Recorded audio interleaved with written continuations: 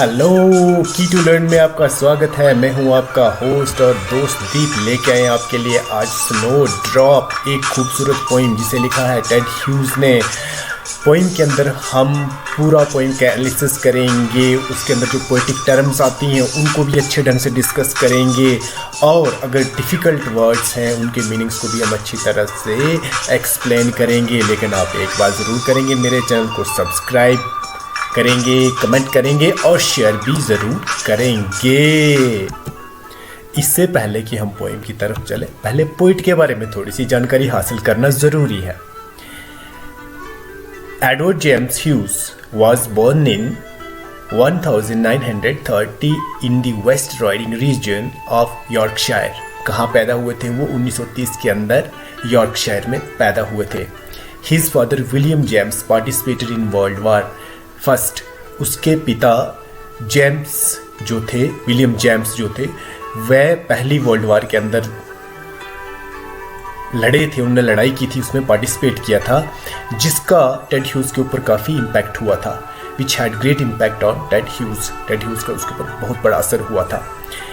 जंग के अंदर जो तबाही होती है, नुकसान जो होता है, लोग मारे जाते हैं, दोनों तरफ से मारे जाते हैं, फौजें लड़ती हैं, उस चीज़ को लेकर टेड ह्यूज काफ़ी परेशान रहते थे। He was born in rural area, so had love for birds and animals। क्योंकि वो एक गांव में पैदा हुए थे, इसलिए उनको परिंदों से और जानवरों से काफ़ी प्यार था। He was married to Sylvia Plath. उनकी शादी किसके साथ हुई थी? सिल्विया प्लाथ के साथ। सिल्विया प्लाथ जो है, उन्होंने भी बहुत सारी पोइम्स लिखी हैं, बहुत सारी पोइम्स लिखी हैं, और एक से बढ़कर एक लिखी है।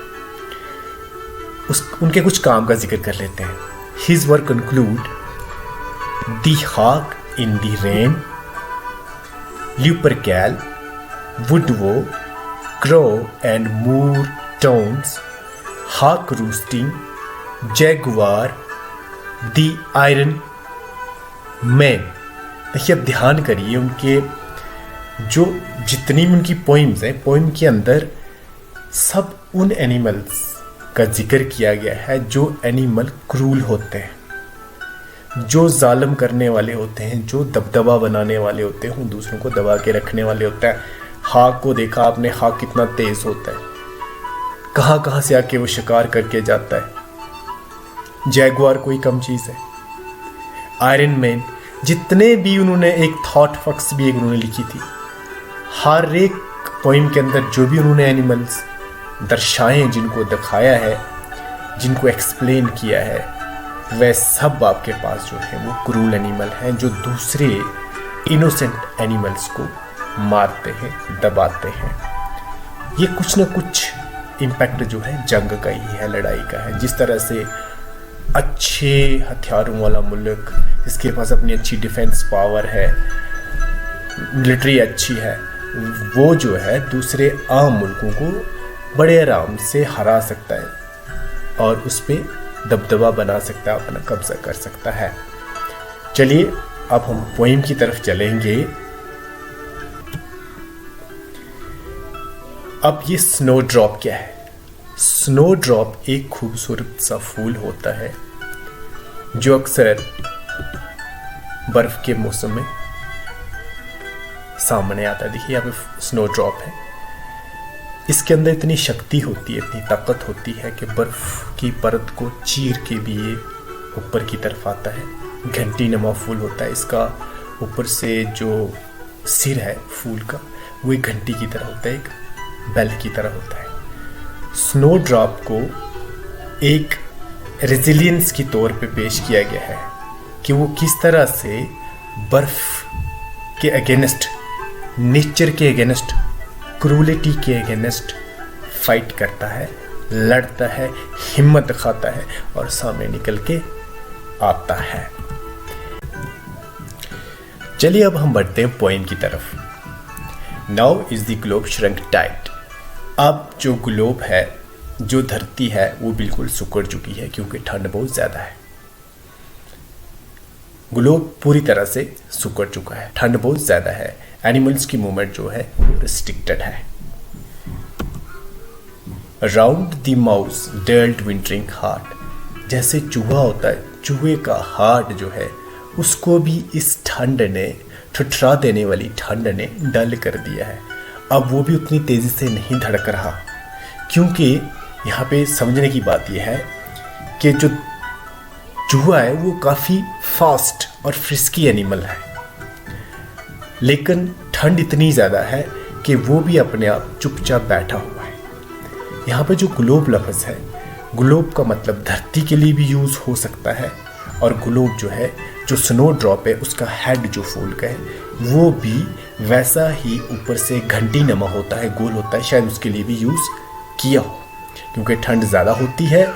जो स्नो ड्रॉप का फ्लावर है वो अपने आप को ऊपर पुश करने की कोशिश करता है, ऊपर आने की कोशिश करता है, तो उसके लिए भी यूज़ हो सकता है कि वो भी शायद सुकड़ के बैठ गया है। लेकिन कहो आप तो पूरी यूनिवर्स, पूरी धरती जो है वो सुकड़ के बैठ गई है। चूहा जो है, जो इतना तेज़ और फ्रिस्की होता है, वो भी चुपचाप बैठा हुआ है। सारे एनिमल्स की मूवमेंट जो है वो रिस्ट्रिक्ट हो गई है। यहाँ पर कुछ पोएटिक टर्म्स यूज हुई हैं, आगे आगे चलेंगे हम, देखिए अभी आ जाएंगी। Weasel and crow as if moulded in brass. Weasel होता है आपके पास न्यूला, न्यूला, वीजल क्या होता है? न्यूला। और क्रो तो आपको पता है कौवे को बोलते हैं। ऐसा लग रहा है जैसे वो भी पीतल में ढल के हों, पीतल के सांचे में मोल्ड हो गए हों, इतनी ठंड है। यानी उनके चारों तरफ से एक समझो क्या हो गया, बर्फ जम गई है। क्या जम गया? बर्फ जम गई है। अब यहाँ पे मॉस, वीजल, क्रो, ये आपके पास जो है इमेजेस हैं, किसकी हैं? नेचर की। ये नेचर की इमेजेस हैं, मॉस, वीजल, क्रो। और जो ब्रास है ये इमेजरी है मेटल। किसकी है? मेटल की है। यानी इतना जुल्म हो रहा है कि सारे एनिमल इधर उधर जाने से रह गए हैं, वो कहीं नहीं जा सकते, उनकी मूवमेंट रिस्ट्रिक्ट कर दी गई है। नेचर ने उन सबको इधर उधर जाने से रोक के रखा है। नेचर जो है उसको यहाँ पे वो क्रूल बता रहे हैं कि वो क्या है, वो क्रूल है। वो पुअर एनिमल्स के ऊपर, इनोसेंट एनिमल्स के ऊपर क्रूलिटी बरसा रहा है, ब्रूटल है। Move through an outer darkness. वो बाहर तो जाना चाहते हैं, लेकिन बाहर इतना अंधेरा है तो दिन का समय, लेकिन बाहर इतना अंधेरा है। अंधेरे का मतलब है कि आपको मालूम है, सुबह जब बर्फ़ के मौसम में सुबह होती है उस समय भी अंधेरा ही दिखाई देता है। दोपहर के समय भी जब बादल छा जाते हैं तब भी अंधेरा दिखाई देता है। तो वो जाएं तो जाएं कहाँ? उनको शेल्टर भी नहीं है, रहने की जगह भी नहीं है, ठुठर गए हैं वो। ठंड से उनका पूरा जिस्म जो है वो समझो एक किस्म का जम चुका है। बाहर से उनका जो जिस्म है उसके ऊपर समझो वो जो आइसल्स होती है ना, आइस जमा हो गई है। इतना मुश्किल जिंदगी का गुजारा जो है वो कर रहे हैं, इतनी मुश्किल से अपनी जिंदगी को वो चला रहे हैं, बड़ा मुश्किल से उनकी लाइफ चल रही है।